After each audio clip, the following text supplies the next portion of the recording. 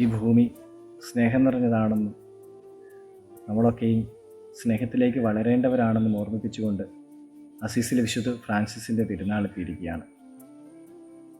നിക്കോസ് കസൻസാക്കീസ് എഴുതിയ വിശുദ്ധ ഫ്രാൻസിസിനെ കുറിച്ചുള്ള ഗോഡ്സ് പോപ്പർ എന്ന നോവലിൽ ഫ്രാൻസിസിൻ്റെതായ ഒരു പ്രാർത്ഥനയുണ്ട്. ദൈവമേ, പറുദീസായെ മോഹിച്ചിട്ടാണ് ഞാനങ്ങേ സ്നേഹിക്കുന്നതെങ്കിൽ മാലാകമാരെ അയച്ച് അങ്ങതിൻ്റെ വാതിലടയ്ക്കുക.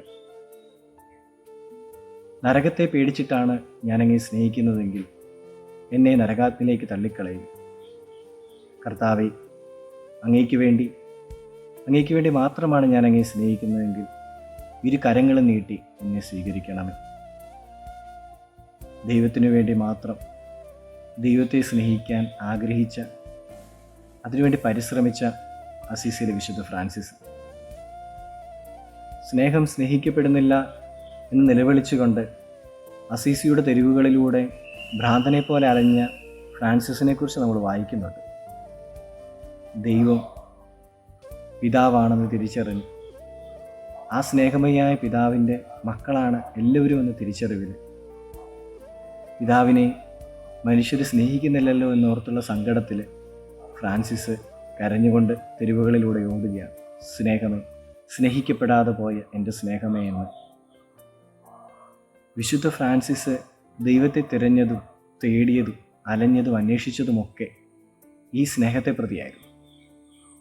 അദ്ദേഹത്തിന് എന്തെങ്കിലും ഭൗതികമായ നേട്ടങ്ങൾക്ക് വേണ്ടിയിട്ടോ യുദ്ധം ചെയ്യിക്കാനോ സ്ഥാനമാനങ്ങൾക്ക് വേണ്ടിയിട്ടോ ഒന്നുമായിരുന്നില്ല അസീസിലെ വിശുദ്ധ ഫ്രാൻസിസ് ദൈവത്തെ തിരഞ്ഞതും തേടിയതും. സ്നേഹത്തിന് വേണ്ടിയിട്ടായിരുന്നു. ആ സ്നേഹം അനുഭവിച്ചറിഞ്ഞ ഫ്രാൻസിസ് പിന്നീട് തൻ്റെ ജീവിതം മുഴുവൻ ആ സ്നേഹത്തോടു കൂടി ജീവിക്കാനായിട്ട് പരിശ്രമിക്കുകയും ആ സ്നേഹത്തിൻ്റെ ആഴത്തിലേക്ക് പോകാനായിട്ടുള്ള പരിശ്രമങ്ങളായിരുന്നു.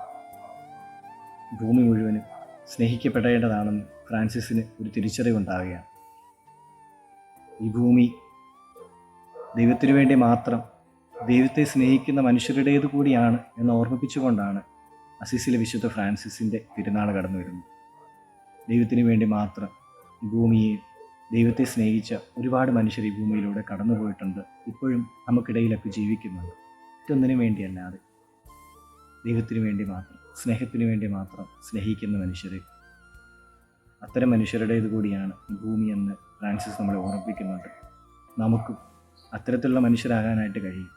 ഭൂമിയിലുള്ള ചെറിയ ചെറിയ കാര്യങ്ങൾക്ക്, നിസ്സാരമായ കാര്യങ്ങൾക്ക് വേണ്ടി അല്ലാതെ അതിനുപരിയായിട്ട് ദൈവസ്നേഹത്തിലേക്ക് വളരാനായിട്ട്, നിലനിൽക്കുന്ന സ്നേഹത്തിന് വേണ്ടി അന്വേഷിക്കാനായിട്ട് നമുക്ക് കഴിയട്ടെ. അസീസിലെ വിശുദ്ധ ഫ്രാൻസിസിൻ്റെ തിരുനാളിൻ്റെ എല്ലാ മംഗളങ്ങളും എല്ലാവർക്കും നേരുന്നു. നന്ദി.